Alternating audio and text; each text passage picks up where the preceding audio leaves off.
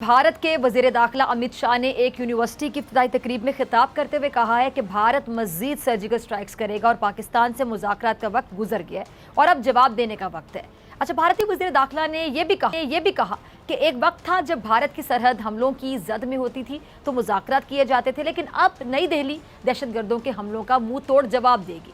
अच्छा, पाकिस्तानी दफ्तर खारजा ने भारत के वज़ीर दाखिला अमित शाह के पाकिस्तान के खिलाफ ये सर्जिकल स्ट्राइक्स के बयान को गैर जिम्मेदाराना और इश्तियाल अंगेज़ करार दे दिया है और तर्जुमान दफ्तर खारजा ने बयान में कहा है कि झूठे बयानात ही बीजेपी और ये जो आरएसएस है इनके खित्ते में सिर्फ कशीदगी को हवा देने के मुतरादिफ है और इसकी मजीद कोशिश या साजिश आप कह सकते हैं। अच्छा, भारत की धमकियों और झूठे जो सर्जिकल स्ट्राइक्स हैं उनके दावों पर बात करने के लिए मेरे साथ मौजूद में किसी तारुफ के मोहताज नहीं, lieutenant general retired Naeem Khalid Lodhi साहब, बहुत शुक्रिया जनरल साहब आपका ज्वाइन करने के लिए। अच्छा जनरल साहब, आपको याद होगा कि फरवरी 2019 भारत ने पाकिस्तान के खिलाफ इसी तरह की एक कार्रवाई करने की कोशिश की थी और पाक फजाइया ने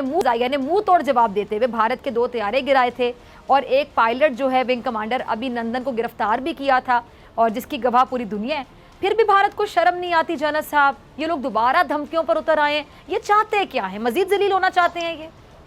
जी, ये तो जो आपने बात की जो सारी दुनिया ने देखी ना, उससे पहले उन्होंने एक और सर्जिकल स्ट्राइक का दावा किया था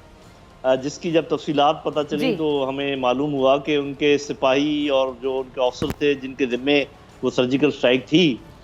ज़मीनी सर्जिकल स्ट्राइक थी, वो कोशिश उसकी, वो आए सरहद से 400-500 मीटर पहले ही बस पोजीशन वगैरह लेके वापस चले गए और जाके रिपोर्ट दे दी कि हमने सर्जिकल स्ट्राइक कर दी। वो हमें इस तरीके से पता चला कि एक उनका सिपाही रास्ता भूल के क्रॉस कर आया और वो हमने पकड़ लिया और जब उससे पूछा तुम क्या करने आए थे, उन्होंने कहा जी हम तो फलानी जगह सर्जिकल स्ट्राइक कर रहे हैं। बहरहाल इस बात को अपनी जगह ले, लेकिन मैं समझता हूँ कि ये मामला सीरियस है, इसको हल्का नहीं लेना चाहिए। उसकी मैं वजूहात बयान कर देता हूँ। देखिए इस वक्त कौन कौन हमसे नाराज है जी। अमेरिका हमसे सख्त नाराज है और आपको पता है कि जिस किस्म की वहाँ पर उनके सेनेट में बातचीत हुई है और कुछ उन्होंने बातें कही है कि हम इन कैमरा करेंगे, और हिंदुस्तान भी हमसे नाराज है और इन दोनों का आपस में बड़ा गहरा नेक्सस भी है। इनके 13 मुआहदे हैं कम से कम आपस में जिसमें इन्होंने एक दूसरे की मावनत करने का किया हुआ है। उसके अलावा और लोग भी हैं जो उखड़े हैं यहाँ से अफगानिस्तान से, वो बिला वजह हमसे नाराज़ हैं। हालांकि वो अफगान तालिबान ने अपना मुल्क खुद आज़ाद करवाया, हमने तो कुछ नहीं उनको कहा सिवाय इसके कि हम उनके साथ बातचीत करवाई, इनके साथ बिठाया, जिसके लिए उन्होंने एक तरफ शुक्रिया अदा करते हैं, दूसरी तरफ डांट डपट करने की कोशिश करते हैं। तो मेरा ख्याल है कि चूंकि पाकिस्तान चीन के करीब से करीब तर होता जा रहा है और अमेरिका और चीन आपस में तो डायरेक्ट क्लैश कर नहीं सकते, हो सकता है कि वो भारत के साथ मिलकर ये कहें कि जी आप कोई कार्रवाई करें, लेकिन उम्मीद है कि भारत बेवकूफ़ाना हरकत नहीं करेगा, इसलिए कि एक तो उनको पता है कि दोनों न्यूक्लियर मुल्क है और कोई ओपन जंग इसमें हो नहीं सकती, और अगर कोई खुफिया जंग करने की उन्होंने कोशिश की तो जैसे आप कह रही हैं कि छोटा मोटा अगर कोई स्ट्राइक हुई तो फिर जैसे जवाबी स्ट्राइक जाएगी वो भी दुनिया देखेगी, और इस दफ़ा शायद वो स्ट्राइक प्लस जाए हमारी तरफ से अगर उनकी स्ट्राइक के मुकाबले में। और उधर से आपको पता है कि अफगान तालिबान के जो कुछ उन्होंने अचीव किया अफगानिस्तान में, उसकी वजह से कश्मीरी यूथ जो हैं ऑक्यूपाइड कश्मीर में, इंडियन इलीगली ऑक्यूपाइड कश्मीर में, उनमें एक और जज्बा पैदा हुआ है। तो मेरा ख्याल है उसके अलावा वो जो कुछ कर रहे हैं अपने फार्मर्स के साथ और जिस तरीके से मुसलमानों को ट्रीट कर रहे हैं असम में और इर्द गिर्द के इलाकों में और अपने दालित्स के साथ, क्रिश्चियन के साथ, तो वो अफोर्ड तो नहीं कर सकते कोई इस किस्म का काम, लेकिन अगर वो करें तो शायद ये इस पूरे खित्ते की भलाई हो जाए, उसमें कश्मीर आज़ाद हो जाए, सिखों को मौका मिल जाए अपना काम मुकम्मल करने का। तो आएँ, बिस्मिल्लाह कीजिए और फिर जवाब देखिए। जी अच्छा जनरल साहब, आपको क्या लगता है ये जो इस तरह के बयानात भारत की तरफ से, भारत की रियासती दहशतगर्दी, मकबूजा कश्मीर में और भारत के अंदर जो मुसलमानों के खिलाफ इंसानी हकूक़ की खिलाफ वर्जियाँ हो रही हैं, इन सब चीज़ों से दुनिया की तवज्जो हटाने का हरबा तो नहीं लगता आपको? देखिए दुनिया की तवज्जो तो वो इतनी ज़्यादा उधर है भी नहीं है, उसकी अपनी वजूहात हैं, हमने कई दफ़ा उसकी बातचीत की है, क्योंकि मैं हमेशा ये कहता हूँ ये बिल्कुल आपने कड़वा सच बयान कर दिया, बिल्कुल दुनिया की तवज्जो ऑलरेडी वहाँ पे नहीं है जी, क्योंकि देखे ना कि अभी ये कह रहे हैं कि जी अफगानिस्तान को तो बता रहे हैं कि जी आपने ये कर दिया वो कर दिया, जो बिल्कुल मकबूजा कश्मीर में हो रहा है, पूरे हिंदुस्तान में जो हो रहा है उसके बारे में कोई बात नहीं है। तो इससे तो साफ पता चलता है कि जो मुनाफिकत है दुनिया की, उसकी वजूहात भी आप भी जानती हैं, मैं भी जानता हूँ, ज़्यादा हमारे नाज़रीन भी जानते हैं। उनके अपने लेकिन मुफादात एक उनको बात, अजीज हैं इंसानियत से ज्यादा। एक बात मैं सिर्फ ऐड करना चाहूँगा, और वो ये है कि अगर हमें कोई भी तकलीफ पहुँचती है भारत की तरफ से, अगर हमें कोई भी तकलीफ पहुँचती है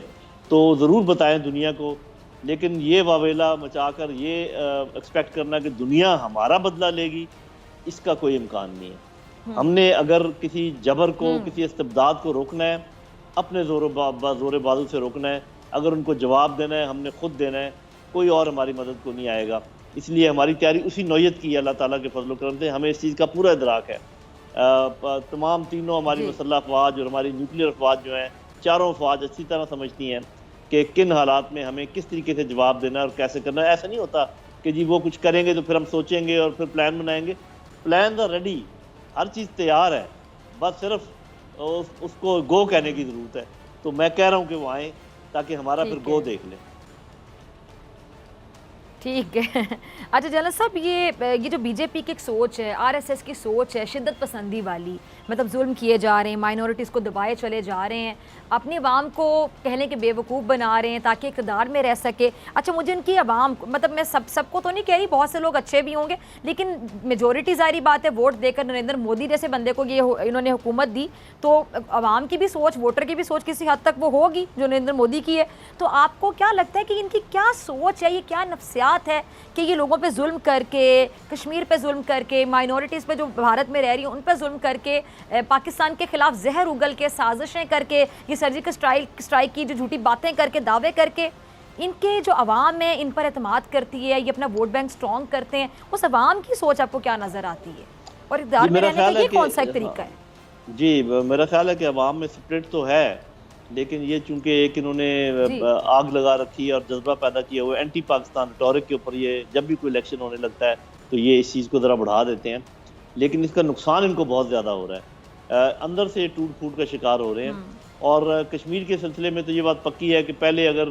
90% कश्मीरी आज़ादी चाहते थे तो अब तो 100% चाहते हैं। अभी आपको कोई नज़र नहीं आएगा जो कहेगा कि जी हम इनके साथ रह सकते हैं। वो कि जिस शक्ल में भी आज़ादी चाहते हैं वो एक अलग बात है, लेकिन इसमें कोई शक नहीं कि वो लोग जो कांग्रेस के हामी थे, वो लोग जो बीजेपी के हामी थे, जो उनके साथ मिलकर हुकूमत करते थे, उन सबको आपने देख लिया कि वो क्या कह रहे हैं। तो वो तो मेरा ख्याल है कि वक्त की सिर्फ बात है, just a matter of time, कि जो इनकी इंटरनल टूट फूट है उसका सिलसिला शुरू होने वाला है। सिर्फ मेरा ख्याल है कि पाकिस्तान की, मैं कहूँगा कि शराफत कुछ ज़्यादा ही, और बल्कि मैं चाहूँगा कि ज़रा अपनी पॉलिसी को रिव्यू करें कि वो तो हमारे जितने दराड़े हैं उनको एक्सप्लॉइट करते हैं, हम उनके जो क्लीवेजेस हैं उनको हम एक्सप्लॉइट नहीं करते। मेरा ख्याल है कि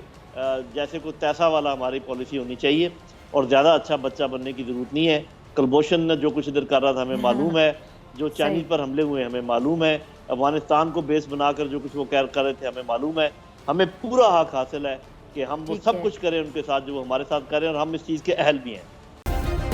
सब्सक्राइब करें और बेल दबाएं ताकि कोई खबर रह न जाए।